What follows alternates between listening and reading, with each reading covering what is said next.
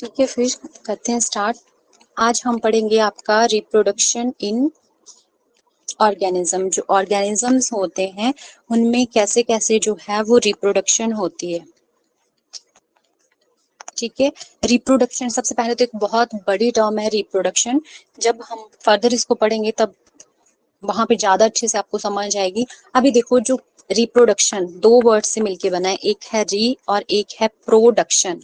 मतलब हमें किसी चीज की री मतलब दोबारा फिर से किसी चीज की प्रोडक्शन करनी है, उसी को हम बोलते हैं रिप्रोडक्शन। और किसमें करनी है हमें? ऑर्गेनिजम्स में जो है वो कैसे कैसे रिप्रोडक्शन होगी। जैसे मान लो एक सीड है, आपका सीड जर्मिनेट होएगा, प्लांट बनेगा, आपका प्लांट बन गया। अब प्लांट में क्या होएगा? फ्रूट्स लगेंगे।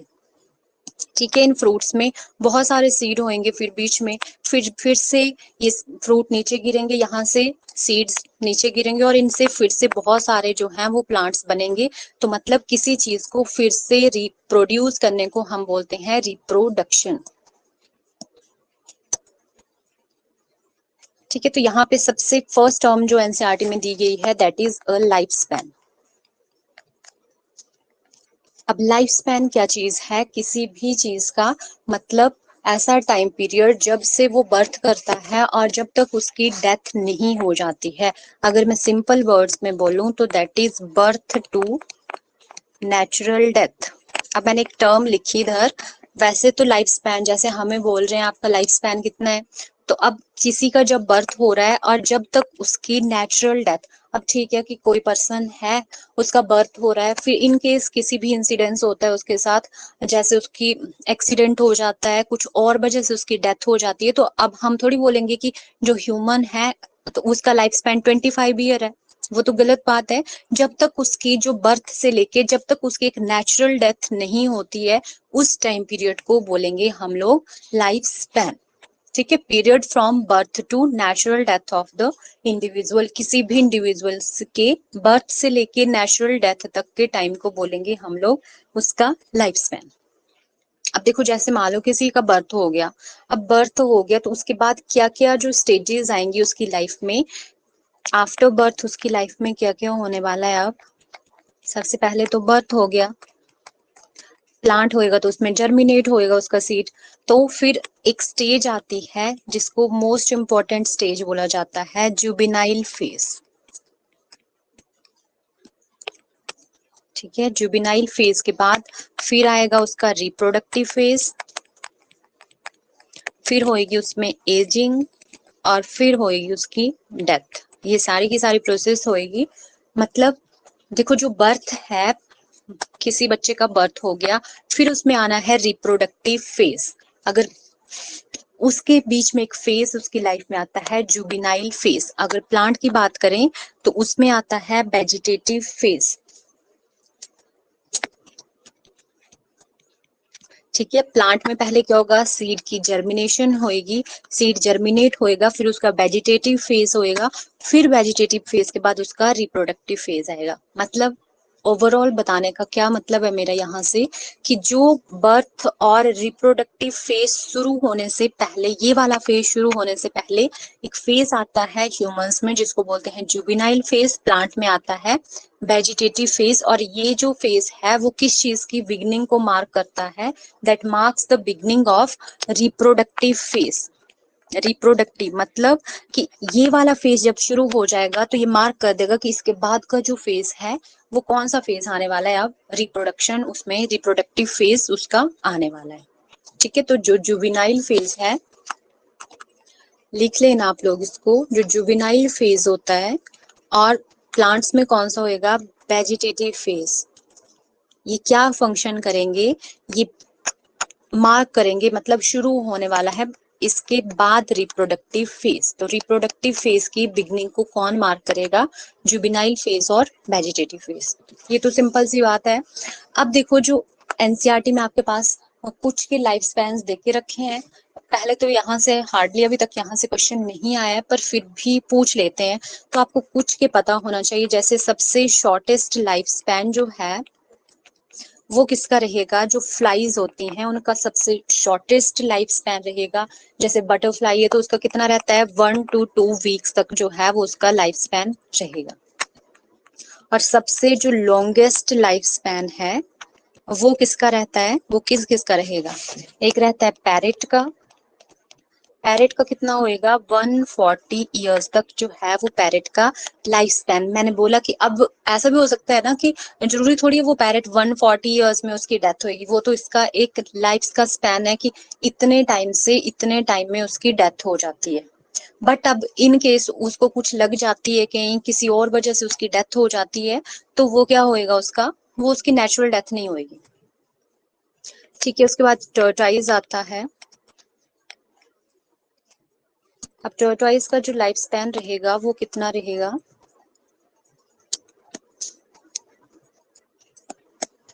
एक मिनट। ठीक है, टर्टोइज जो है उसका लाइफ स्पैन 100 टू 150 ईयर्स का लेके चलते हैं। 100 से लेके 150 ईयर्स तक टर्टोइज का लाइफ स्पैन रहता है।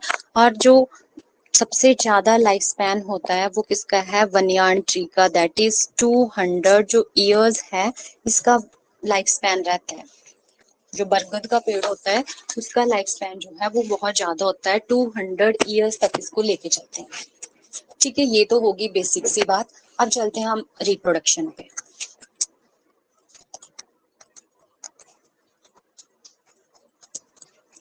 रिप्रोडक्शन, अब रिप्रोडक्शन जो है, क्या चीज बताई मैंने कि जब आपको किसी चीज को फिर से प्रोड्यूस करना है, दैट इज रिप्रोडक्शन। अब रिप्रोडक्शन जो है दो तरह से पढ़ेंगे हम लोग। एक पढ़ेंगे हम एसेक्सुअल रिप्रोडक्शन, आगे बहुत बार आएगा भी ये। एक होती है आपकी सेक्सुअल रिप्रोडक्शन। ठीक है, अब एसेक्सुअल रिप्रोडक्शन कैसी होती है? जब कोई ऑफस्प्रिंग जो है इज प्रोड्यूस बाय, या तो उसको प्रोड्यूस करने के लिए, मतलब मान लो ये कोई है, मान लो ये अमीबा ही है, तो इसको जो है वो रिप्रोड्यूस करना है, तो इसको रिप्रोड्यूस करने के लिए सिंगल पेरेंट ही काफी होता है। ठीक है, या तो सिंगल पेरेंट है, दो भी हैं, तो दैट इज कई बार मोस्ट रेयरली विद और without the fusion of gamete, without fusion of gametes. ठीक है, मतलब अब देखो एसेक्सुअल रिप्रोडक्शन जब भी होगी without the fusion of gametes, और फ्यूजन तो तब होगी जब इनमें गैमेट्स बनेंगे, तो विदाउट गैमेट फॉर्मेशन, इनमें गैमेट की फॉर्मेशन के बिना। विद जो है कभी कई बार जो है वो उसमें गैमेट फॉर्म हो भी सकते हैं, but without fusion of gamete जो रिप्रोडक्शन होगी उसको बोलेंगे हम लोग एसेक्सुअल रिप्रोडक्शन। ठीक है, और इसमें ओनली जब भी रिप्रोडक्शन एसेक्सुअल होएगी तो उसमें ओनली माइटोसिस ही होएगी। माइटोसिस क्या चीज होती है, मियोसिस क्या चीज होती है, इसको हम आगे चलेंगे तब पढ़ाऊंगी मैं इसको। ठीक है, आपने सिर्फ इतना याद रखना है कि जब भी माइटोसिस होगी, ये जो है वो इक्वेशनल डिवीजन होता है। अगर एक नंबर है तो एक से एक ही रहेगा, अगर दो है तो दो से दो ही नंबर रहेगा। ठीक है, जब ये टॉपिक आएगा तब आपको और बहुत अच्छे से क्लियर हो जाएगा ये। अब देखो एसेक्सुअल रिप्रोडक्शन, क्या क्या चीजें आपको माइंड में रखनी है कि इसमें सिंगल पेरेंट इन्वॉल्व रहेगा और विदाउट गैमेट फॉर्मेशन, और गैमेट की फॉर्मेशन कभी भी एसेक्सुअल रिप्रोडक्शन में नहीं होती है, कभी कई बार हो भी जाती है तो उनमें without fusion of gamete, gamete जो है वो फ्यूज नहीं कर पाते हैं। अब ज्यादातर कहाँ पे देखी जाती है एसेक्सुअल रिप्रोडक्शन? जो आपके जो लोअर ऑर्गेनिज्म है उनमें जो है वो ये देखी जाती है, जिसमें आपके सिंगल सेल ऑर्गेनिज्म आते हैं, जिनमें बॉडी में एक ही सेल प्रेजेंट होता है, जिनको हम बोलते हैं यूनिसेलुलर ऑर्गेनिज्म। जिनकी बॉडी में वन सेल ही प्रेजेंट होएगा, उनमें ये एसेक्सुअल रिप्रोडक्शन प्रेजेंट होती है। ठीक है, आपसे नॉर्मल क्वेश्चन यहाँ से बन सकता है आपको कि इसमें जो है वो इंडिविजुअल, देखो जो इंपॉर्टेंट क्वेश्चन यहाँ से बनता है, पहले मैं उस पे चलते हैं हम लोग। यहाँ से सबसे इंपॉर्टेंट क्वेश्चन जो पेपर में आता है दैट इज क्लोन। अब क्लोन क्या चीज है? देखो पहली बात, जब भी एसेक्सुअल रिप्रोडक्शन होएगी, अब आप थोड़ा सोचना कि जब गैमेट्स ही नहीं बनेंगे वहां पे, मान लो अब मेल फीमेल गैमेट ही नहीं बनेंगे, तो वहां पे जो है वो सेक्सुअल रिप्रोडक्शन नहीं हो रही है। तो अगर रिप्रोडक्शन नहीं हो पा रही है, वहां पे गैमेट्स नहीं बन रहे हैं, गैमेट फ्यूज नहीं कर रहे हैं, तो वहां पे जो इंडिविजुअल बनेगा वो डिफरेंट नहीं होएगा। तो जो यहाँ पे जो इंडिविजुअल बनेगा, अब देखो एक अमीवा है, ठीक है, अब वो बना देगा 2 अमीबा, 4 अमीबा बना देगा। तो वो सेम टू सेम कैसे हो गए, जैसे उसके मम्मी पापा हैं वैसे वो भी होएगा, सेम डिट्टो। जब भी एसेक्सुअल रिप्रोडक्शन होएगी, जो ऑर्गेनिज्म इंडिविजुअल बनता है, that is same as their parent, वो सेम अपने पेरेंट्स की तरह होएगा।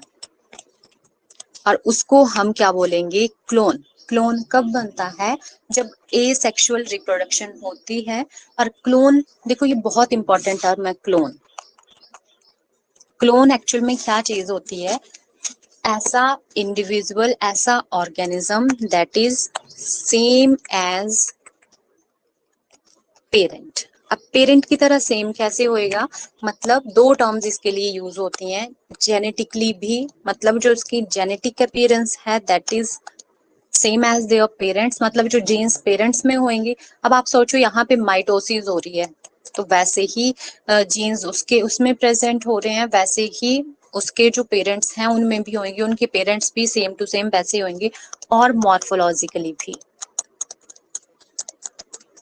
ठीक है, मॉर्फोलॉजिकली भी वो सेम जो है वो अपने पेरेंट्स की तरह होएगा। तो टर्म जो है क्लोन, वो क्या डिस्क्राइब करती है, ऐसा individual that is similar genetically and morphologically as their parent, that is a important term। और ठीक है, अब जब भी हम यहाँ पे पढ़ेंगे कि टर्म बार बार यूज होएगी, ऑफस्प्रिंग। अब ये ऑफस्प्रिंग क्या होता है, देखो जब भी आप यहाँ पे स्टडी कर रहे हैं, जूलॉजी में जब भी आप पढ़ते हैं, तो आपको बताया जाता है एक ऑफस्प्रिंग टर्म। तो ये कहाँ किसके लिए यूज होती है, जो न्यू इंडिविजुअल बन रहा होता है उसके लिए ये टर्म यूज होती है, offspring. That is the term used for new individual. और क्लोन क्या है, जो जेनेटिकली और मॉर्फोलॉजिकली सेम होएगा अपने पेरेंट्स की तरह। और क्लोन कब बनते हैं, जब एसेक्सुअल रिप्रोडक्शन होती है, ठीक है। एसेक्सुअल रिप्रोडक्शन क्या होती है, जिसमें सिंगल पेरेंट इन्वॉल्व है, और गैमेट्स या तो बनेंगे नहीं, या तो बन भी जाएंगे तो वो फ्यूज नहीं करते हैं,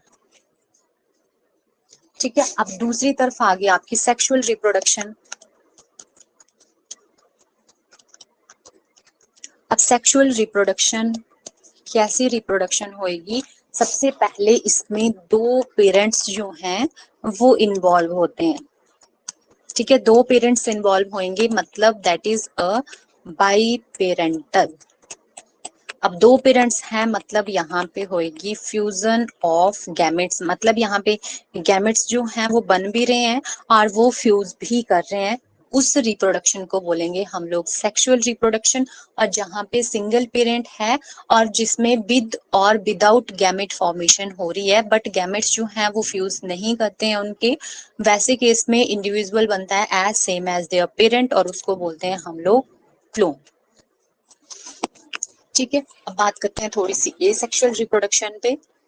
ये सिर्फ एक ओवरव्यू है, आगे ये चैप्टर मैंने तुम्हें जब इंट्रोडक्शन बताई थी, तो ये जितने भी हम चीजें पढ़ेंगे सारी हर जगह थोड़ी थोड़ी आपको मिलेंगी आगे चल के। इधर सिर्फ एक ओवरव्यू बताया है थोड़ा थोड़ा, तो आपको ये यहाँ से थोड़ा क्लियर करके चलना है। अब एसेक्सुअल रिप्रोडक्शन,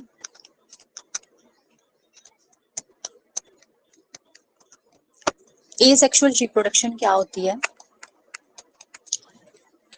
जहां पे मैंने बताया कि कैसा ऑर्गेनिज्म प्रेजेंट होता है, यूनिसेलुलर ऑर्गेनिज्म। एक यूनिसेलुलर ऑर्गेनिज्म होते हैं, एक मल्टी सेलुलर, इस पे भी आगे चल के हम देखेंगे, पर अभी के लिए मैं तुम्हें इतना बता देती हूँ। यूनि मतलब 1 और सेलुलर मतलब सेल, ठीक है। एक होते हैं आपके मल्टी सेलुलर, जैसे हम लोग हैं, मतलब बॉडी में बहुत सारे सेल्स होंगे, ठीक है। पर अगर आप एनसीईआरटी की बुक चेक करेंगे, क्लास 9th की एनसीईआरटी में बताया गया है कि अगर जो हर एक सेल है वो अपने प्री एग्जिस्टिंग सेल से ही बनता है, मतलब जो कोई भी मल्टी सेलुलर ऑर्गेनिज्म है वहां पे भी जो एक सेल है वही अगले सेल को बनाएगा, उससे अगले अगले सेल को वो बनाते हैं, ठीक है। तो यूनिसेलुलर ऑर्गेनिज्म में कैसे एसेक्सुअल रिप्रोडक्शन होगी? सबसे मोस्ट कॉमन मेथड आपने सुना होगा, दैट इज बाइनरी फिजन। ठीक है, बाइनरी फिजन जो है वो किस में देखा जाता है? That is the most common method of reproduction in amoeba. ठीक है, जो अमीबा होता है उसमें ये क्या होता है? Most common method of reproduction. अब देखो इसको, पहले इसको देखते हैं। ये जो है वो अमीबा है, इसमें अमीबा में किसके थ्रू जो है वो रिप्रोडक्शन एसेक्सुअली रिप्रोड्यूस हो रहा है, वो दैट इज बाइनरी फिजन।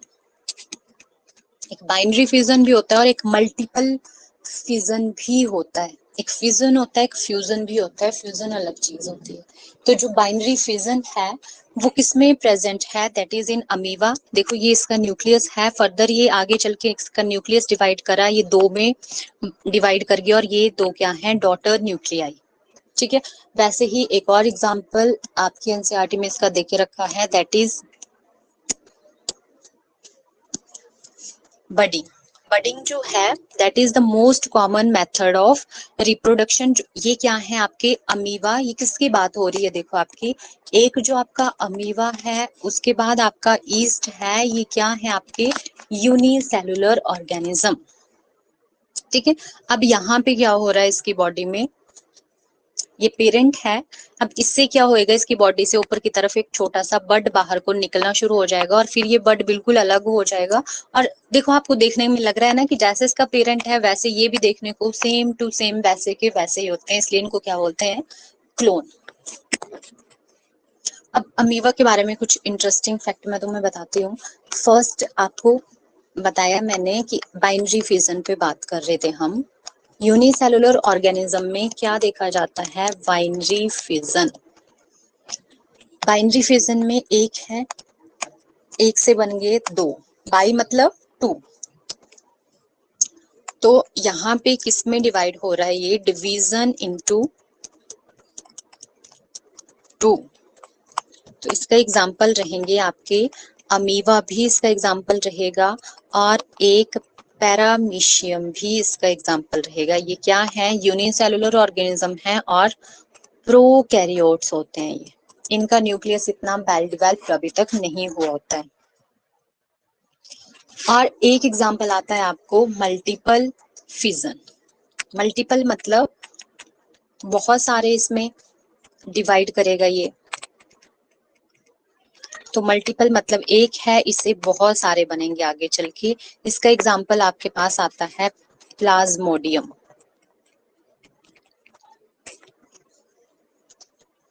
ठीक है, प्लाज्मोडियम जो है that is the causal organism of malaria. अब अमीबा के बारे में अगर आप एनसीईआरटी देखेंगे तो वहां पे एक शॉर्ट नोट देके रखा है आपको कि अमीबा जो है वो नॉर्मल केसेस में तो वो बाइनरी फिजन शो कर रहा है। बाइनरी फिजन का मतलब है कि एक से दो में डिवाइड हो रहा है, that is a binary fission. But जब उसके लिए कुछ ऐसी ये तो वो तब कर रहा है जब उसके लिए सब कुछ ठीक है, तब तो वो नॉर्मल हिसाब से जिंदगी जी रहा है अपनी। बट जब उसके लिए अनफेवरेबल कंडीशंस आ जाती हैं। अनफेवरेबल कंडीशंस कैसी होती हैं? जब मतलब फेवर में उसके में कंडीशन या कुछ हरास कंडीशंस हैं, तो उस केस में जो अमीबा है that show multiple fission. That is a very very important question कि नॉर्मल केस में जो अमीबा है वो कौन क्या शो कर रहा है? That show binary fission. But in unfavourable conditions में दैट शो मल्टीपल फिजन। अब एक्चुअल में होता क्या है? देखो मान लो ये आपका अमीबा है। अमीबा जो है क्या होता है, जब इसमें अनफेवरेबल कंडीशंस इसके पास आ गई तो ये क्या करेगा? इसमें हो जाएगी एनसिस्टेशन। एनसिस्टेशन। एनसिस्टेशन क्या होता है? एक टर्म है दैट इज यूज्ड फॉर, इसमें क्या होएगा? जो अमीबा है उसकी बॉडी के बाहर एक सिस्ट बॉल, अब अपने आप को ये प्रोटेक्ट करना चाह रहा है कि मतलब अब अपने बाहर ये एक सिस्ट बॉल की फॉर्मेशन कर लेगा। अगर तुम्हें यहाँ से क्वेश्चन, इससे क्वेश्चन हार्डली एचपी टेट में, अब पेपर का लेवल टफ कर रहे हैं तो ये पूछ लेते हैं। नॉर्मल बाइनरी फिजन से क्वेश्चन पहले यहाँ से कमीशन में क्वेश्चन आए हैं इस वाले टॉपिक से, ठीक है। तो सिस्ट बॉल की फॉर्मेशन जो है वो ये कर लेगा। अब ये सिस्ट बॉल की फॉर्मेशन करेगा और इसके जो स्पोर्स हैं वो बहुत सारे स्पोर इसकी बॉडी के अंदर बनते रहेंगे। That is a spore inside body. उनको क्या बोलेंगे हम लोग? स्वीडोपोडियोस्पोर। स्वीडोपोडियोस्पोर्स। स्वीडोपोडियोस्पोर्स क्या होते हैं? That are the spore inside the body of amoeba and what is encystation? Encystation is the formation of cyst ball around the body of amoeba. अब क्या होएगा इसमें? जब इसमें बहुत सारे स्पोर्स भर जाएंगे इसकी बॉडी के अंदर तो इसमें एक चीज होएगी जिसको बोलेंगे स्पोरुलेशन। स्पोरुलेशन, स्पोर जो है वो बाहर आ जाएंगे। Release of spore, release of spore, spore जो है वो बाहर आएंगे। क्या होएगा? ये सिस्ट की बॉल जो है वो ब्रेक कर जाएगी इधर से और फिर जो है इधर से ये स्पोर जो है सारे बाहर निकल जाएंगे। Breaking of cyst ball that is called sporulation. और स्यूडोपोडियोस्पोर्स क्या होते हैं? जो spore inside the body of amoeba. Encystation is the formation of cyst ball. अब देखो एक स्पोर जो है, वन स्पोर बना रहा है वन अमीबा, तो मल्टीपल स्पोर जो है, बहुत सारे स्पोर जो मैनी स्पोर्स हैं वो बहुत सारे अमीबा जो हैं वो लास्ट में बना देंगे, ठीक है। One spore from one amoeba and more spore from many amoeba. That is in unfavourable condition amoeba show multiple fission. जब भी उसके पास अनफेवरेबल कंडीशंस आएंगी that show multiple fission. Other simple cases में वो क्या शो कर रहा है आपको? Binary fission. मुझे बताना ये क्लियर हुआ तुम्हें? Is it clear?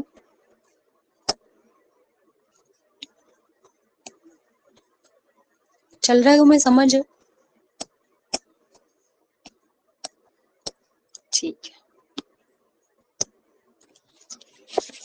अब देखो इसी इसमें आगे चलेंगे तो कुछ अब एसेक्सुअल रिप्रोडक्शन हो रही है तो कुछ स्पेशल स्ट्रक्चर, स्पेशल ऑर्गेनिज्म में, स्पेशल जो आपके प्लांट्स हैं कुछ भी है उसमें special structures, reproductive structure present होते हैं फॉर एसेक्सुअल रिप्रोडक्शन। तो जो यहाँ पे सिर्फ मैंने बोला कि ये चैप्टर जो है वो एक ओवरव्यू है। आगे चल के इन चीजों के बारे में बहुत सारा है, पूरे पूरे चैप्टर है इन चीजों पे। तो सबसे पहले है आपका दिस वन। पहले आप डायग्राम देखो फिर मैं तुम्हें समझाऊंगी। अब सबसे पहले देखो आपके पास है asexual reproduction structure zoospore of Chlamydomonas. Chlamydomonas जो है ये वेरी इंपॉर्टेंट क्वेश्चन है और आपके प्रीवियस ईयर में आया हुआ क्वेश्चन है। ये जो क्लैमाइडोमोनास है दैट इज एक तरह की एल्गी है। ये जब पढ़ाऊंगी एल्गी तब बताऊंगी मैं तुम्हें। अभी के लिए तुम इतना दिमाग में रखो कि जो क्लैमाइडोमोनास एक एल्गी होती है उसमें कौन सा स्ट्रक्चर ऐसा होता है जिसके थ्रू वो एसेक्सुअल रिप्रोडक्शन करती है। तो एसेक्सुअल रिप्रोडक्टिव स्ट्रक्चर इन क्लैमाइडोमोनासिस, तो ये स्ट्रक्चर जो होते हैं इनको बोलते हैं हम लोग zoospores. Zoospores are the reproductive structure in chlamydomonas. उसके बाद नेक्स्ट है आपके कोनिडिया इन द पेंसिलियम। तो ये जो पेंसिलियम है इसमें जो है क्या प्रेजेंट होते हैं? इसमें ये जो ऊपर आपको दिख रहे हैं दैट इज कोनिडिया, ठीक है। वैसे ही जो बर्ड्स होते हैं, buds are the reproductive structure. अभी हमने देखा किसमें होते हैं? ये ईस्ट में। कई बार इसमें आपको ईस्ट ना देखे ऑप्शन में हाइड्रा भी होता है, ठीक है। सबसे ज्यादा इंपॉर्टेंट है आपका yeast. Bud are the reproductive structure in hydra और ईस्ट। ईस्ट ये भी आपका प्रीवियस ईयर क्वेश्चन पूछा गया क्वेश्चन है, कोनिडिया का प्रीवियस ईयर पूछा गया क्वेश्चन है। उसके बाद देखो नेक्स्ट क्वेश्चन है आपका बर्ड्स ऑफ हाइड्रा। ये जो हाइड्रा है देखो एग्जांपल में हाइड्रा भी दिया है और ईस्ट पहले मैंने बताया था आपको। तो इसमें क्या होता है? ये छोटा सा स्ट्रक्चर देखो, ये बर्ड निकल रहा है, ये जो है इस पे रिप्रोडक्टिव स्ट्रक्चर होगा, ये बाहर निकल जाएगा और ऐसे और स्ट्रक्चर्स जो हैं वो बन जाएंगे। उसके बाद है गैम्यूल्स। गैम्यूल्स किस में प्रेजेंट होते हैं? ये जो छोटे छोटे गैम्यूल्स प्रेजेंट हैं, these are the reproductive structure in sponges. Sponge जो है दैट, जब आपका एनिमल किंगडम पढ़ेंगे उसमें पहला फाइलम है जिसमें आते हैं आपके स्पंजेस। ठीक है, वैसे ही जो आईज होती हैं that are the reproductive structure in potato, ये भी आप एडिशनल लिख लेना।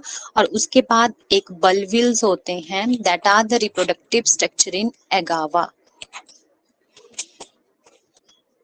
ठीक है भाई, क्या क्या मैंने बताया? फर्स्ट मैंने आपको बताया जो जू स्पोर्स हैं that are the reproductive structure in chlamydomonas. उसके बाद बर्ड्स जो थे वो किस में थे? हाइड्रा और ईस्ट में। उसके बाद जो आपके कोनिडिया थी, आपके लर्न करने और पढ़ने हैं सारे के सारे, है ना। उसके बाद किस में है? ये पेंसिलियम में। पेंसिलियम क्या होती है? एक तरह की फंगस होती है, फंजाई। कैसे इसकी डिस्कवरी हुई थी? जब इसकी डिस्कवरी आएगी तब पढ़ाएंगे इसको आपको। गैम्यूल्स हैं, गैम्यूल्स होते हैं स्पॉन्ज में। आईज होती हैं पोटैटो में, और बल्बिल्स होते हैं अगावा में।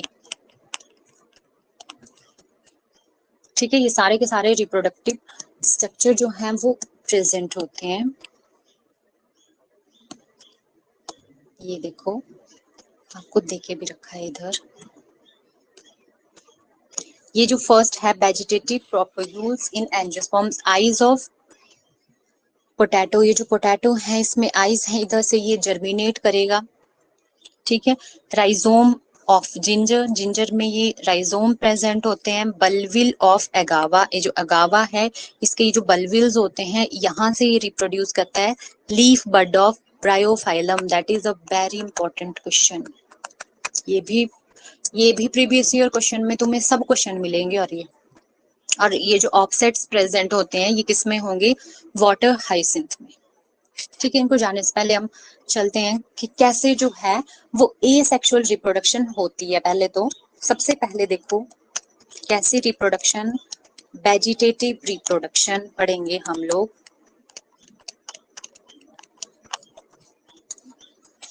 अब देखो, आपने कभी सुना है कि वेजिटेटिव, एक क्वेश्चन अराइज होता है कि जो वेजिटेटिव रिप्रोडक्शन है उसको हम, आपने कभी सुना है कि एनिमल्स में वेजिटेटिव रिप्रोडक्शन होती है? This is only studied in plants. क्यों होती है प्लांट्स में ये स्टडीड? क्योंकि जो, और देखो जब भी वेजिटेटिव रिप्रोडक्शन होएगी इसमें कुछ यूनिट्स होते हैं जिसके थ्रू वो चीज होनी है। तो किसके थ्रू होती है ये? That is vegetative propagules. ठीक है, वेजिटेटिव प्रोपेग्यूल जो है that is the units of, जैसे मान लो ये पूरा स्ट्रक्चर है, इसका ये सिंगल यूनिट है, इसको बोल देंगे वेजिटेटिव प्रोपेग्यूल। अब मैं क्या बोल रही थी कि कभी हमने ऐसा थोड़ी पढ़ा कि एनिमल्स में जो है वो क्या होएगी आपकी वेजिटेटिव रिप्रोडक्शन। वैसे तो एसेक्सुअल भी पढ़ी है हमने, वहां पे सेक्सुअल भी पढ़ी हुई है, बट कभी हमने वेजिटेटिव रिप्रोडक्शन वहां पे नहीं पढ़ी है। अब देखो जो आपका प्लांट होता है, प्लांट्स में दो पार्ट होते हैं। अब मैं तुम्हें बताऊंगी कि क्यों इसको जो है वो हम प्लांट्स में ही पढ़ते हैं। एक उसके होते हैं वेजिटेटिव पार्ट, और एक होता है उसका रिप्रोडक्टिव पार्ट। ठीक है, वेजिटेटिव पार्ट में प्लांट में क्या आएगा? उसकी लीव्स आती हैं, उसकी स्टेम आती है, और उसकी रूट्स आती हैं। ठीक है, दीज आर, अब ये वेजिटेटिव स्ट्रक्चर जो है वो सिर्फ और सिर्फ प्लांट्स में प्रेजेंट होती है। लीफ वहां पे होंगी, स्टेम उधर ही होंगी, रूट्स उधर ही होंगी। बट रिप्रोडक्टिव पार्ट में क्या आता है प्लांट के में? That is flower. जहां पे रिप्रोडक्टिव पार्ट आएगा वहां पे मेल प्लांट भी होएगा, फीमेल पार्ट भी होएगा, तो वहां पे होएगी आपकी सेक्सुअल रिप्रोडक्शन। ठीक है, इस चीज पे आज की क्लास में हम नहीं जाएंगे, आज हम पढ़ेंगे ये वाली चीज। ठीक है, तो वेजिटेटिव पार्ट प्लांट में होने की वजह से उसमें क्या, कौन सी रिप्रोडक्शन देखी जाती है? That is your vegetative reproduction. अब ये वेजिटेटिव रिप्रोडक्शन सबसे पहले पढ़ेंगे हम, कुछ हम आर्टिफिशियली भी करवा रहे हैं इसको, कुछ जो है वो कैसे होती है, जो नेचुरल तरीके से, जो पहले से भी भगवान ने, अब पहले तो आदमियों के दिमाग इतने तेज नहीं हो गए होंगे ना कि अब ऐसे प्लांट को लेना है, इसको ऐसे ग्रो करना है। तो कुछ चीजें तो पहले से बन के आई है ना। तो वेजिटेटिव रिप्रोडक्शन जो है प्लांट्स में, उसका सबसे फर्स्ट है नेचुरल वे में कैसे कैसे होगी। तो सबसे पहले कौन कौन से पार्ट बताए मैंने, रूट, स्टेम और लीफ। तो स्टेम के थ्रू होने वाली रिप्रोडक्शन कौन कौन सी होएगी, इसको हम तब भी पढ़ेंगे जब मॉर्फोलॉजी ऑफ फ्लावरिंग प्लांट मैं आपको पढ़ाऊंगी, तब भी मैं इसको तुम्हें पढ़ाऊंगी, तब भी इस पे एक चैप्टर है पूरा। फिर भी तुम्हें अभी से इसको दिमाग में रखना। रनर्स का एग्जाम्पल होता है नेचुरल वेजिटेटिव रिप्रोडक्शन स्टेम के through. These are all stem, जो जिंजर है, टर्मरिक है, बनाना है, पोटैटो, ये सारे के सारे स्टेम की बात कर रही हूँ मैं। इधर स्टेम पढ़ रहे हैं हम लोग, तो जितने भी एग्जाम्पल इधर आएंगे ये सारे स्टेम के आते हैं। तो रनर्स क्या होती हैं आपकी, वो कैसे रिप्रोड्यूस करेंगी, वेजिटेटिव रिप्रोडक्शन से और नेचुरल बाई स्टेम। तो इसका एग्जाम्पल है आपका साइनाडोन। साइनाडोन को डू ग्रास भी बोलते हैं हम लोग। उसके बाद नेक्स्ट है आपका ऑफसेट्स, जो अभी मैंने तुम्हें बताए। ऑफसेट जो हैं वो किसमें प्रेजेंट होते हैं, अभी पहले तुम्हें दिखा देती हूँ मैं। These are the offsets of water hyacinth. ये जो है वाटर हाइसिंथ में, इसमें क्या प्रेजेंट होते हैं, ऑफसेट्स प्रेजेंट होते हैं।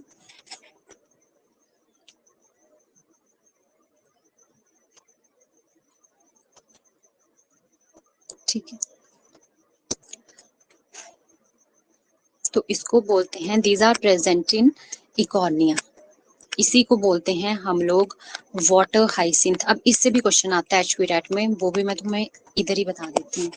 अब देखो, इकॉर्निया जो है वाटर हाइसिंथ, वो किसके थ्रू जो है वो रिप्रोड्यूस कर रहा है, that is reproduce through stem. और कौन से स्ट्रक्चर्स यहाँ पे प्रेजेंट होते हैं, दैट इज ऑफसेट। अब दो क्वेश्चन यहाँ से पहले आपको बन रहे हैं। Water hyacinth is the other name of Eichhornia. Eichhornia जो है उसी को वाटर हाइसिंथ बोलते हैं, और इसको बोलते हैं terror of Bengal. Terror of Bengal क्यों बोलते हैं इसको, देखो ये बहुत सुंदर फ्लावर इसके होते हैं, जिस वजह से क्या किया गया, that is a invasive species. ये देखो, इसको क्या किया गया, बाहर से लेके आए। इसको क्यों लेके आए, दूसरी कंट्रीज से लेके आए। मतलब क्यों लेके आए, क्योंकि इसके फ्लावर जो थे बहुत सुंदर फ्लावर्स थे और बहुत अट्रैक्टिव जैसे फ्लावर इसके देखने को लगते थे। ठीक है, और फिर उस करके इसको लेके आए इधर और इसको लगा दिया। अब इसको फिर बाद में ये क्या बन गया, जो बंगाल का रीजन था वहां पे लोगों के लिए ये टेरर बन गया। टेरर क्यों लोगों के लिए, तो चलो क्या बनना था इसने, इसको जो लेके आए थे वो साउथ अमेरिका से लेके आए थे। ठीक है, ये वाटर में ग्रो करने वाला एक इन्वेजिव वीड थी। वीड क्या चीज, धीरे धीरे ये प्लांट क्या करने लगा कि जैसे ही ये ग्रो करने लगा उस जगह पे, तो इसने क्या किया, उस पानी की सारी ऑक्सीजन को जो है वो ड्रेन कर दिया इसने, मतलब उसको खींचने लगा, जिसकी वजह से क्या होने लगा, जो वाटर बॉडीज है, मतलब अब पानी में फिशेस भी होंगी और एनिमल्स भी होंगे, तो अब ये सारी की सारी ऑक्सीजन को उधर से खींच रहा था और कार्बन डाइऑक्साइड को उधर बढ़ा दे रहा था, जिस वजह से क्या हो रहा था, जो पानी में जितने भी ऑर्गेनिजम्स थे उनकी धीरे धीरे करके जो है वो डेथ लगी होने। अब देखो ये सारे के सारे एरिया में एक जल्दी, बहुत जल्दी जल्दी ग्रो कर गया, जिस वजह से ना उनको लाइट मिल पा रही थी, ना ही तो उनको जो है वो ऑक्सीजन मिल पा रही थी, और सिर्फ ये क्या कर रहा था, वहां पे कार्बन डाइऑक्साइड को बहुत ज्यादा इसमें जो है वो इंक्रीज कर दे रहा था। इसलिए इसको क्या बोल दिया गया, टेरर ऑफ बंगाल। ठीक है, ये क्या है, एक एक्वेटिक प्लांट है जिसका नाम है वाटर हाइसिंथ, और इसको एक अदर नाम से जाना जाता है, दैट इज इकॉर्निया। ठीक है, तो ये क्वेश्चन डायरेक्ट पूछा जाता है कि टेरर ऑफ बंगाल किसको बोला जाता है, तो आपको पता होना चाहिए किसको, इकॉर्निया को और वाटर हाइसिंथ को। उससे जो नेक्स्ट क्वेश्चन है, दैट इज राइजोम्स। अब राइजोम्स किसमें जो है वो वेजिटेटिव स्ट्रक्चर प्रेजेंट होते हैं। जो आपका जिंजर होता है, टर्मरिक होता है, बनाना होता है, इनमें ये प्रेजेंट होते हैं। ये देखो आपका जो देके रखा है यहाँ पे, राइजोम ऑफ जिंजर, ये जिंजर है, जो इसके राइजोम्स होते हैं, ये क्या होते हैं, इन ये जो स्ट्रक्चर है इनके थ्रू ही ये क्या करेगा, ग्रो करेगा आगे फर्दर। तो जिंजर, टर्मरिक, ये सारे के सारे जो हैं वो किसकी मॉडिफिकेशंस हैं, these are the modifications of stem. ये अलग क्वेश्चन बन जाता है यहाँ से। उसके बाद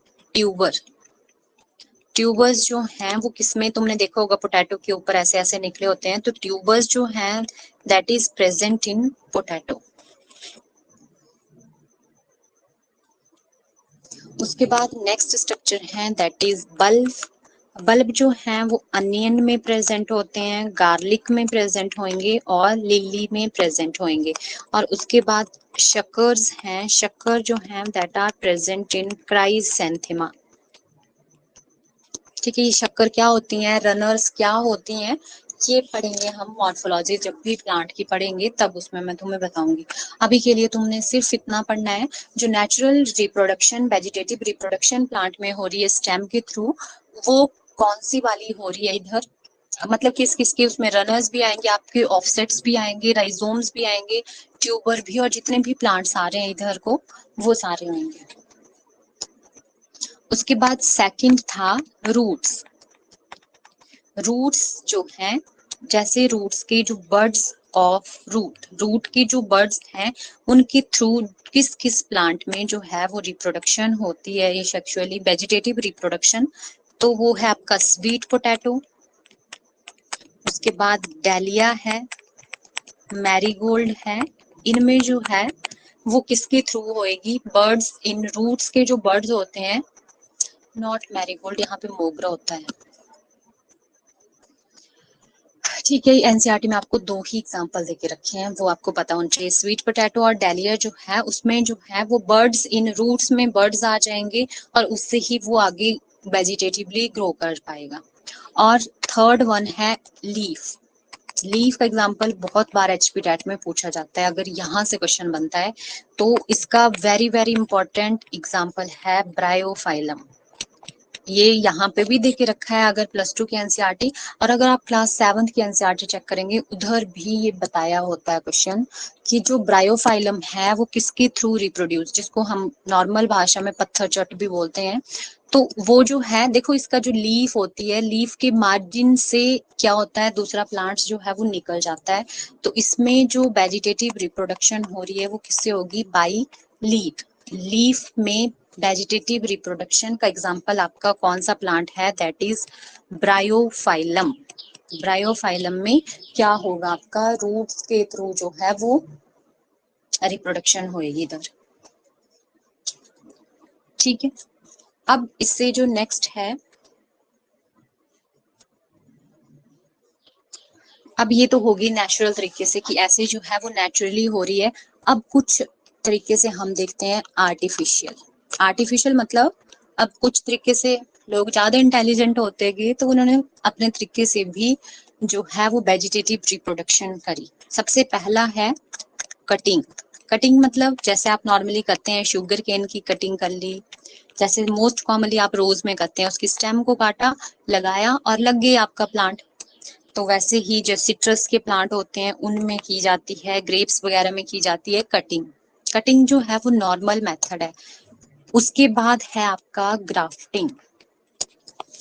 ठीक है, ग्राफ्टिंग जो है आपने देखा होगा कि क्या किया जाता है, दो प्लांट्स को लिया जाएगा जिसमें आपके हाइब्रिड, आजकल आपने देखा होगा बहुत सुंदर सुंदर रोज बनाए जा रहे हैं, जैसे आपको आधा वो मतलब कौन से कलर का दिखेगा और आधा जो है वो दूसरे कलर का दिखता है, तो उसमें जो ग्राफ्टेड प्लांट है उसमें की जाती है ग्राफ्टिंग। मतलब एक येलो रोज है मान लो आपका और एक है व्हाइट रोज, उन दोनों को ग्राफ्टिंग करी जाएगी और आपको एक बहुत सुंदर फ्लावर जो है वो बना दिया जाता है। अब आपको रोज से तो क्वेश्चन पूछने वाले नहीं है ये, क्योंकि ऐसे जैसे क्वेश्चन थोड़ी अध्यापकों से पूछे जाते हैं, अध्यापकों से तो बड़े लेवल के क्वेश्चन पूछे जाते हैं।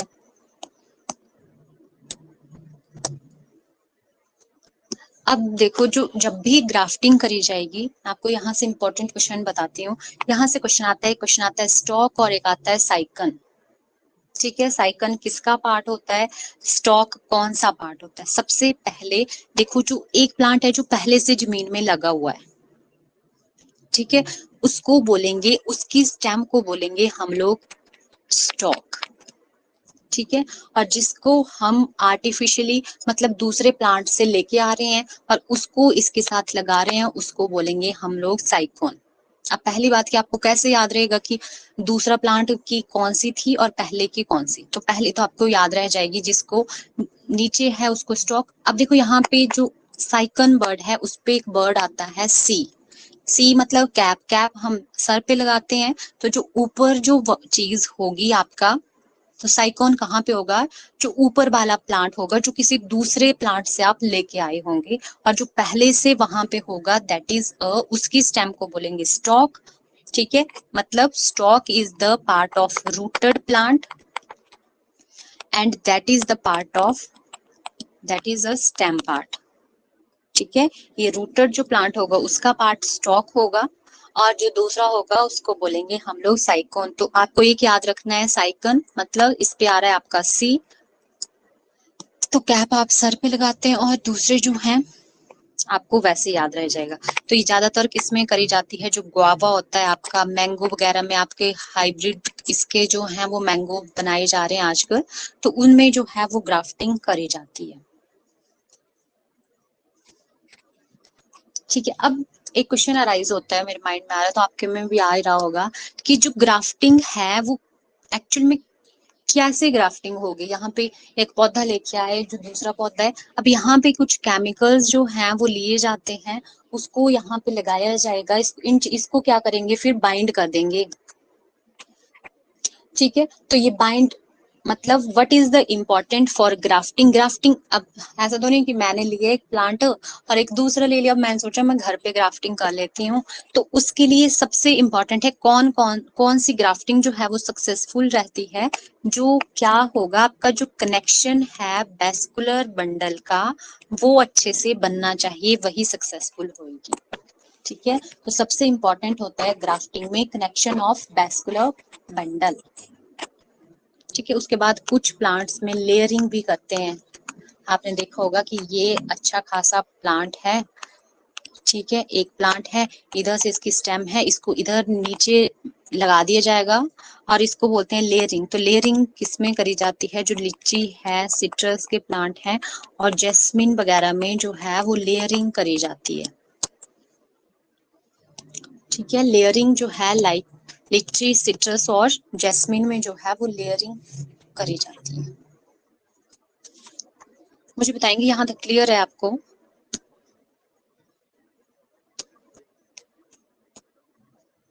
लास्ट में कर देंगे, चले आगे। ठीक है, मैं लास्ट में कर दूंगी एक बार रिवाइज, फिर पहले आप आज इसको पहले खत्म करना है, बिल्कुल छोटा सा टॉपिक है इसमें, और छोटे छोटे टॉपिक हैं। फिर देखो अब क्या होता है इसके बाद, कुछ इंपॉर्टेंट टर्म्स इस चैप्टर में यहाँ से आती हैं।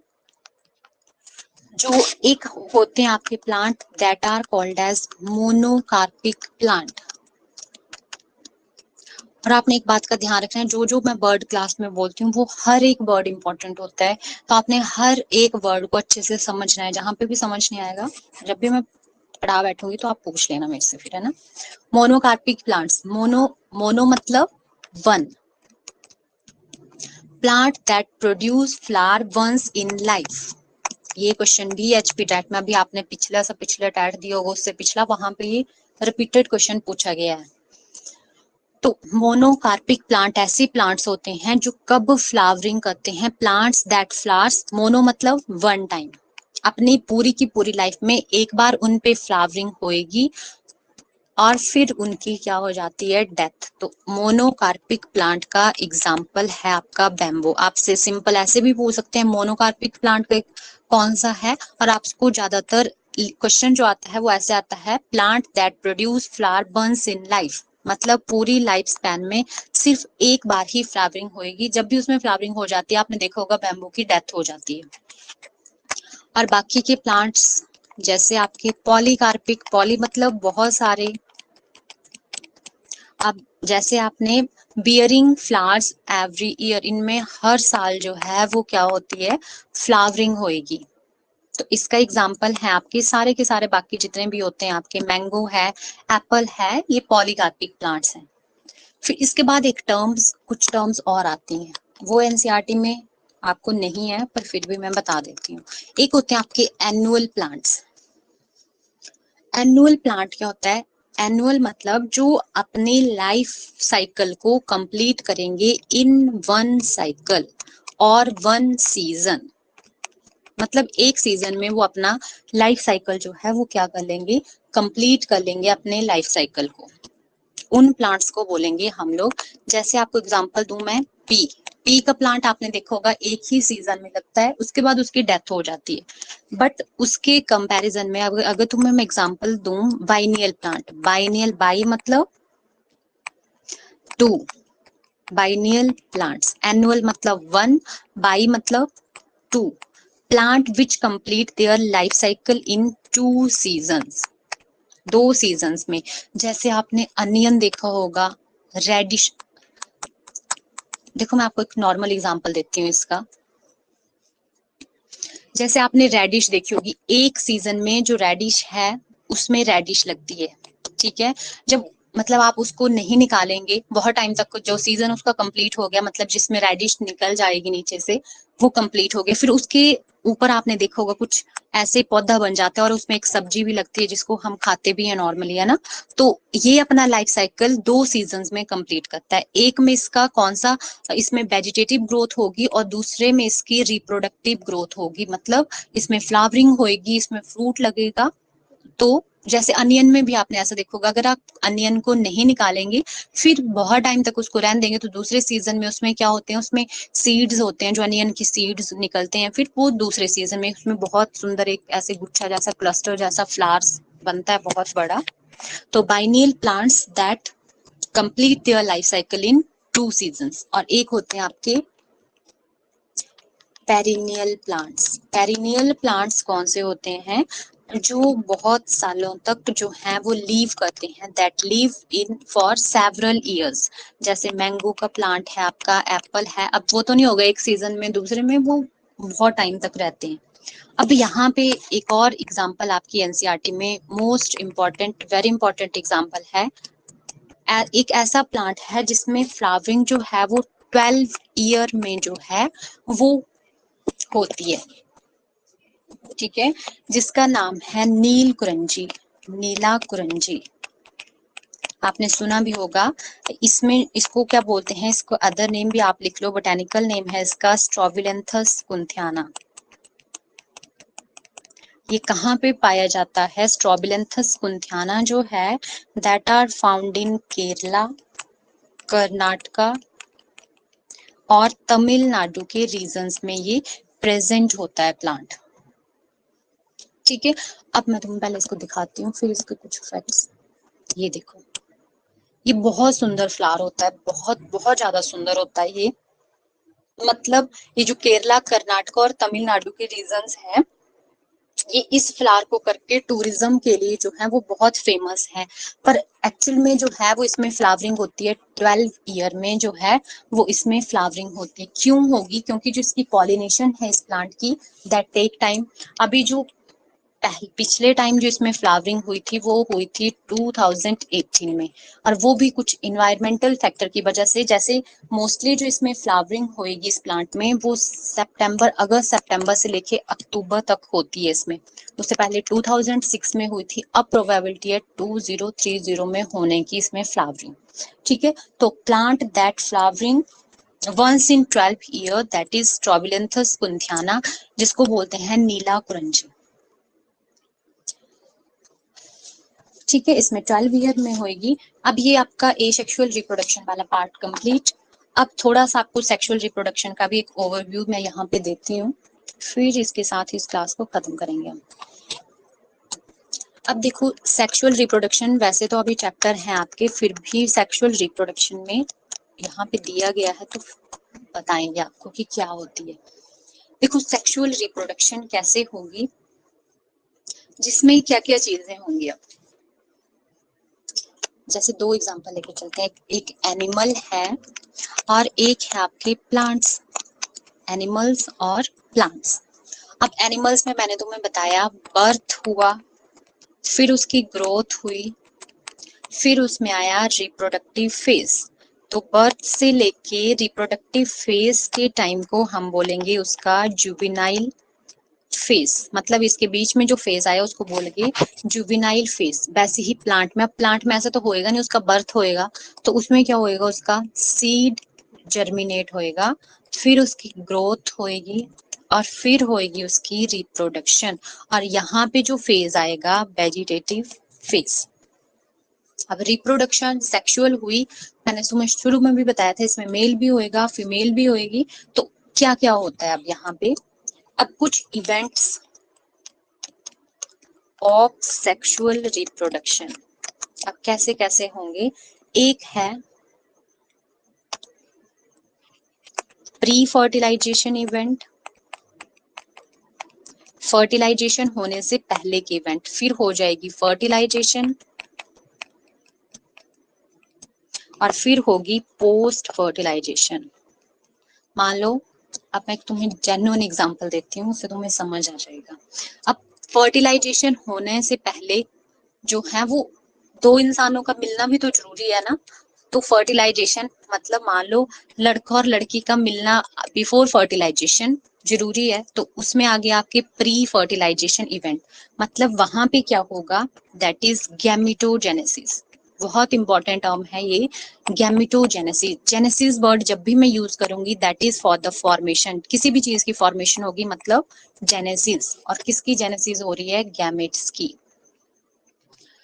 फर्टिलाइजेशन होने से पहले मेल और फीमेल के गैमेट्स का बनना जरूरी है, बन गए, मान लो मेल और फीमेल गैमेट्स बन गए, फिर दूसरा इवेंट क्या होगा, अब वो ट्रांसफर भी होंगे ना, एक साथ इकट्ठे भी तो होना है उनको, ऐसा थोड़ी कि एक मेल इधर है फीमेल इधर है और फर्टिलाइजेशन हो जाएंगे, फिर वो ट्रांसफर ऑफ गैमेट्स। तो सेक्सुअल रिप्रोडक्शन में जब प्री फर्टिलाइजेशन इवेंट होते हैं उसमें क्या होती है, गैमेटोजेनेसिस। फर्टिलाइजेशन क्या चीज होती है, that is fusion of gametes, gamete का फ्यूज होने को बोलेंगे फर्टिलाइजेशन। और उसके बाद पोस्ट फर्टिलाइजेशन, अब क्या हुआ, गैमेट फ्यूज हो गए, फर्टिलाइजेशन हो गई, फिर उसके बाद सबसे पहले बनता है जाइगोट आपका, और उसके बाद बनता है एम्ब्रियो। ठीक है, और एम्ब्रियो के बनने की प्रोसेस को हम बोलते हैं एम्ब्रियोजेनेसिस। ठीक है, तो embryogenesis is a post fertilization event and gametogenesis is the pre fertilization event. ठीक है, पहले गैमेट बनेंगे, ट्रांसफर होंगे, फिर फर्टिलाइजेशन होगी, फिर फर्टिलाइजेशन होगी तो पहले जाइगोट बनता है, और जाइगोट के बाद बनता है एम्ब्रियो। अब देखो गैमेट्स भी, जब मैंने एक टर्म यूज की गैमेट्स, तो गैमेट्स भी दो तरह से बनते हैं, एक है आपके होमोगैमेट्स, होमोगैमेट्स, और एक होते हैं आपके हेटेरोगैमेट्स। अब होमोगैमेट्स जो होते हैं आपके, जिसमें होमो मतलब सेम, सेम दिखने में सेम अपीयरेंस होगी, वो होमोगैमेट्स हो जाएंगे। और हेटेरोगैमेट्स जिसमें डिफरेंट अपीयरेंस होगी, जैसे ह्यूमंस के जो गैमेट होते हैं, मेल का स्पर्म होएगा फीमेल का ओवा होएगा, तो उसको बोलते हैं मेल फीमेल गैमेट्स जो हैं, जब उनकी अपीयरेंस जो है वो डिफरेंट होएगी तो उसको बोलेंगे हम लोग हेटेरोगैमेट्स। ठीक है, अब इसी चैप्टर से तुम्हें दो क्वेश्चन और बनते हैं। कुछ टर्म्स हैं, एक एनिमल्स जिनको बोलते हैं हम लोग प्राइमेट्स, और एक होते हैं नॉन प्राइमेट्स।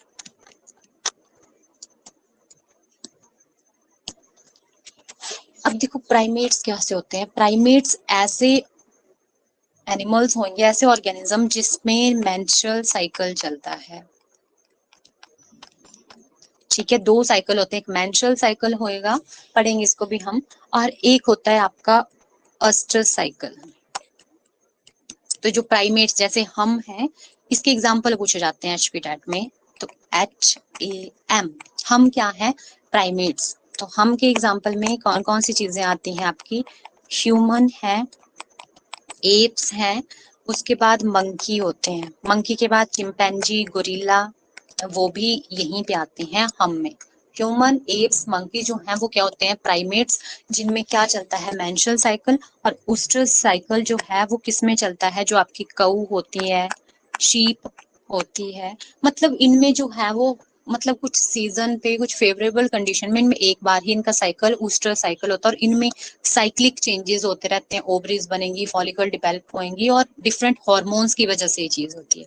कऊ, रैट का एग्जांपल भी एचपीटेट में पूछते हैं, डॉग है, टाइगर है, वो सारे के सारे आपके क्या हैं, नॉन प्राइमेट्स। अब इसी हिसाब से देखो, इनमें जो है वो साइकिल चल रहा है तो इनमें ब्रीडिंग भी होएगी। तो इसके बेसिस पे दो पार्ट्स में इसको और डिवाइड कर देते हैं। एक होते हैं आपके सीजनल ब्रीडर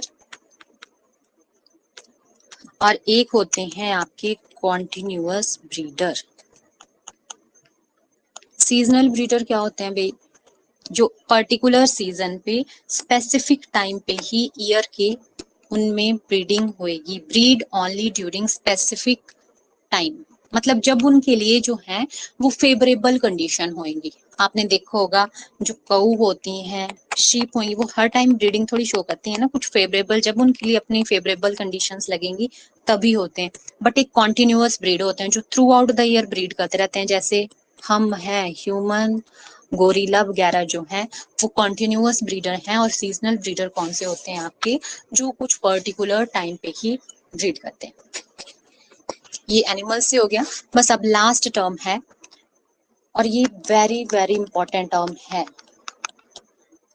आज मैं आपको, एक लड़का एनडीए का आता है पढ़ने, तो मैं देख रही थी कि ये क्वेश्चन जो है वहां तक ये क्वेश्चन आते हैं बच्चों को। एक फ्लावर है आपका बाइसेक्सुअल फ्लावर, और एक होते हैं आपके यूनिसेक्सुअल फ्लावर। ये बहुत इंपॉर्टेंट है। फ्लावर ही नहीं होते हैं आपके, एनिमल्स भी होते हैं बाइसेक्सुअल। और बाइसेक्सुअल के लिए एक टर्म यूज होती है मोनोशियस। आपने, और बहुत से कुछ बच्चे इस क्वेश्चन को गलत भी करके आते हैं, आपको इसको समझना है पहले कि ये टर्म क्या है। अगर आप इंटरेस्ट से समझेंगे ना तो आपको सब समझ जाएगा।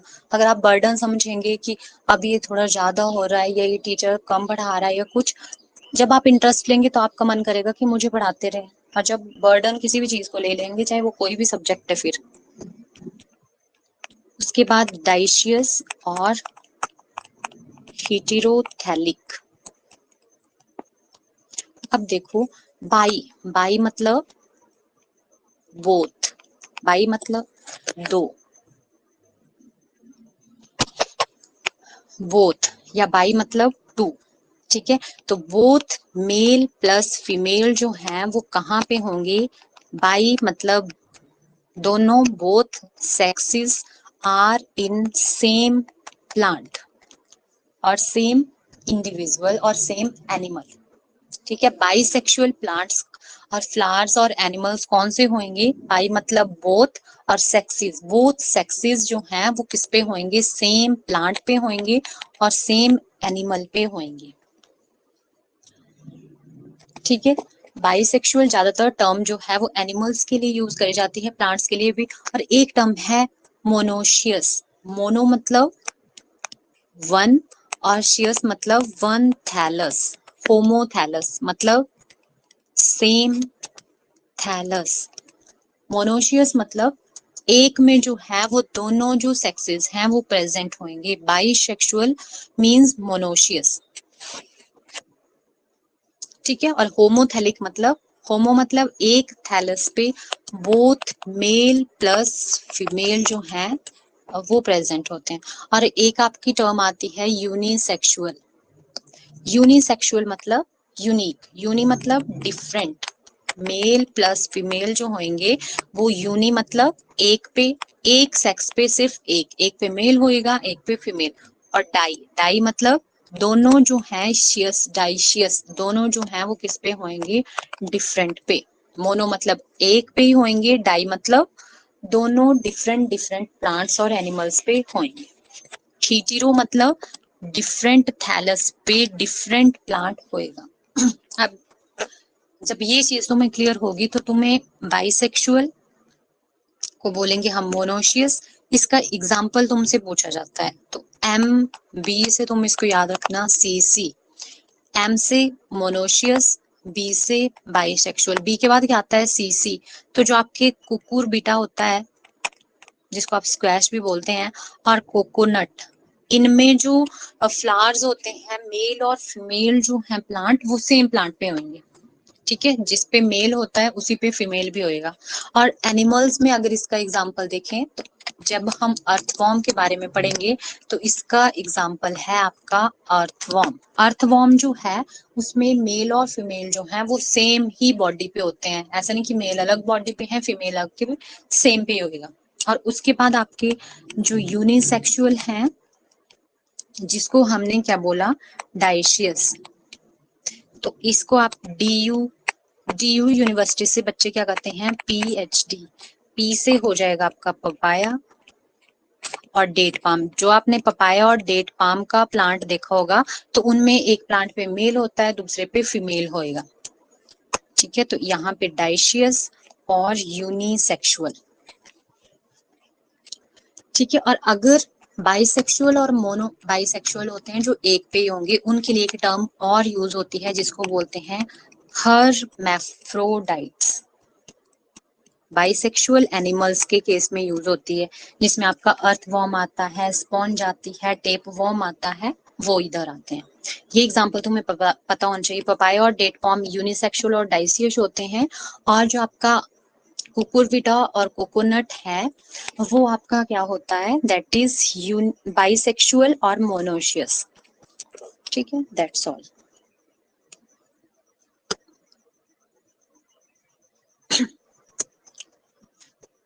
बैम्बो प्लांट है पर ये मोनोकॉट प्लांट्स में आता है, तो इसको ग्रासेस कंसीडर किया जाता है। ग्रासेस बोल लो आप, प्लांट ही है तो एक तरह का पौधा ही है, ये भी है ना।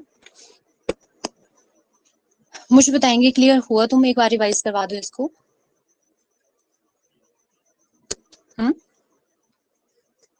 हेलो, है भाई तुम क्लास में कि सो गए हैं? चलो एक बार मैं इसको रिवाइज कर लेते हैं हम। वैसे तुम क्लास के बाद इसको एक बार पढ़ा करना, सब मैं नोट्स अपलोड तुम्हें कर दिए होते हैं, सेम जो मैंने पढ़ाया होता है वो तुम्हें वहां पे अपलोड होता है। सबसे पहले मैंने तुम्हें पढ़ाया लाइफ स्पैन। लाइफ स्पैन क्या है? जब पीरियड बर्थ से लेके नेचुरल डेथ तक के टाइम को बोलते हैं लाइफ स्पैन, ठीक है।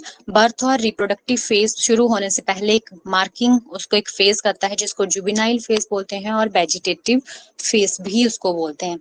उसके बाद रिप्रोडक्शन बताया आपको, जो आपका एसेक्सुअल रिप्रोडक्शन है उसमें क्या बनते हैं आपके क्लोन्स, और जिसमें वो जो जेनेटिकली और मॉर्फोलॉजिकली सेम होते हैं अपने पेरेंट्स की तरह। सेक्सुअल रिप्रोडक्शन में दो पेरेंट्स होंगे और उसमें क्या होगी आपकी फ्यूजन ऑफ गैमेट्स। अब उसके बाद जो है अमीबा होता है आपका, वो क्या शो करता है आप, वो यूनिसेलुलर होएगा, बाइनरी फिजन नॉर्मल कंडीशन में शो करता है, और मल्टीपल फिजन जो है वो अनफेवरेबल कंडीशंस में शो करता है, ठीक है। और अदर स्पेशल स्ट्रक्चर्स जो जूस्पोर हैं वो क्लेमाइडोमोनास में प्रेजेंट होते हैं, बर्ड्स हाइड्रा और ईस्ट में होते हैं, कोनेडिया पेंसिलियम में होते हैं, गैम्यूल जो हैं वो स्पॉन्जेस में, आई पोटैटो में, एगावा में बल्बिल्स होते हैं, ठीक है। उसके बाद जो वेजिटेटिव स्ट्रक्चर्स के थ्रू कौन कौन से स्ट्रक्चर होते हैं जिनके थ्रू नेचुरल वेजिटेटिव रिप्रोडक्शन होती है, तो रनर्स हैं, ऑफसेट्स हैं, राइजोम्स हैं। राइजोम के एग्जांपल है आपके जिंजर, टर्मरिक और बनाना। वाटर हाइसिंथ को क्या बोला जाता है? टेरर ऑफ बंगाल, क्योंकि ये पानी से सारी की सारी ऑक्सीजन को ड्रेन कर दिया था इसने, और वहां पे बहुत ज्यादा कार्बन डाइऑक्साइड हो गई थी। रूट्स में बर्ड्स, इन रूट्स जो है उसके एग्जांपल है स्वीट पोटैटो, डेलिया और मिराया।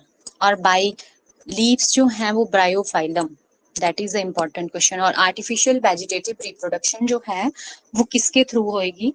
वो होती है कटिंग, ग्राफ्टिंग। ग्राफ्टिंग में जो रूटेड प्लांट होता है उसको स्टॉक बोलते हैं, और जो स्टेम पार्ट होता है उसको साइकन बोलते हैं। और लेयरिंग जो है वो किस में होती है? That is in the lichen में होगी, और सिट्रस और जेस्मिन वगैरह में जो है वो लेयरिंग करी जाती है।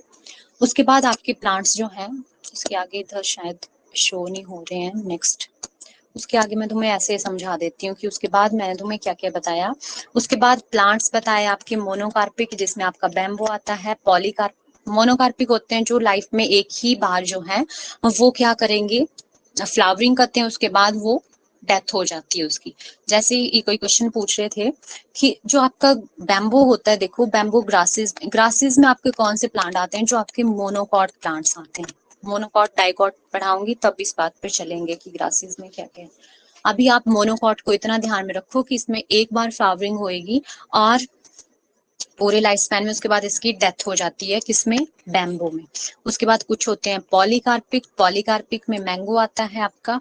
कुछ होते हैं आपके एनुअल, एनुअल मतलब जो अपनी लाइफ में एक ही सीजन में पूरा साइकिल कंप्लीट कर लेंगे। वेजिटेटिव, रिप्रोडक्टिव मतलब उनमें फ्लावरिंग भी उसी में हो जाएगी और जो उसकी रूट स्टेम वगैरह ग्रो करेंगी, वेजिटेटिव ग्रोथ भी उसी में हो जाएगी। पर बाइनियल में क्या होता है, अब बाइनियल में 2 सीजन्स में जो है वो कंप्लीट होएगी। एक में उसका वेजिटेटिव पार्ट ही ग्रो होता है।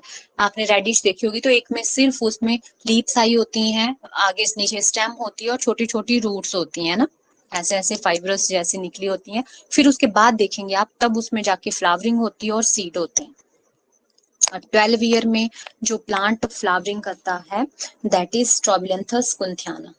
उसके बाद नेक्स्ट बताया आपको मैंने, सेक्सुअल रिप्रोडक्शन जब भी होएगी तो प्लांट में 3 फेजेस चलते हैं। पहले उसमें गैमेटोजेनेसिस होगी, फिर फर्टिलाइजेशन होगी और उसके बाद पोस्ट फर्टिलाइजेशन उसमें होती है। ठीक है, उसके बाद आपको बताए प्राइमेट्स, प्राइमेट्स में कौन से, जिसमें मेंस्ट्रुअल साइकिल चलता है जैसे हम। ठीक है, और एक होते हैं नॉन प्राइमेट्स जिनमें ओस्ट्रस साइकिल चलता है। ठीक है, एक सीजनल ब्रीडर होते हैं, कॉन्टिन्यूअस ब्रीडर जो सीजन पे ही ब्रीड करते हैं, वो सीजनल, और कॉन्टिन्यूअस जो करते रहते हैं। और उसके बाद आपने लास्ट में पढ़ा बाईसेक्सुअल को बोलेंगे हम मोनोशियस। इसके एग्जांपल हैं कुकुरबिटा और कोकोनट। और उसके बाद आपके डाइशियस यूनिसेक्सुअल। देखो फिर से मैं इस टर्म को क्लियर करती हूँ, मुझे पता है ये क्लियर नहीं होती है टर्म जल्दी। यूनिसेक्सुअल, यूनि का मतलब है, यूनिक मतलब डिफरेंट, यूनि एक, डाई मतलब दो, दोनों जो हैं वो डिफरेंट डिफरेंट। आप सिर्फ एक को दिमाग में रखो, डी यू से याद रख लेना, जो डाइशियस होगा वो यूनिसेक्सुअल ही होएगा। उसके एग्जांपल है पपाया और डेट पाम। और जो बाइसेक्सुअल है एमबी, जो मोनोशियस है वो क्या होएगा? बाइसेक्सुअल। बस यही पढ़ा आज की क्लास में हमने। अभी मुझे बताएंगे आपको क्लियर है, और किसी ने कुछ पूछना है तो अभी आप पूछ सकते हैं।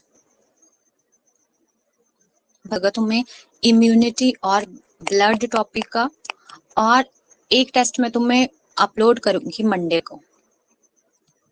ठीक है, वो तुम्हारा होएगा इस चैप्टर का जो मैंने अभी तुम्हें पढ़ाया। ठीक है, तब तक तुम्हें इसको पढ़ने का भी टाइम मिल जाएगा, रिवाइज करने का। वो टेस्ट मैं तुम्हें मंडे को सुबह अपडेट कर दूंगी, फिर जैसे क्लास से पहले तुम उस टेस्ट को कर लेना। ठीक है, कि कल ही दे देने हैं दोनों टेस्ट, है भाई? एक को कल दे देना, इसको कल के लिए पढ़ लेना और इसको कल भी रिवाइज कर लेना और परसों इसका टेस्ट दे देना।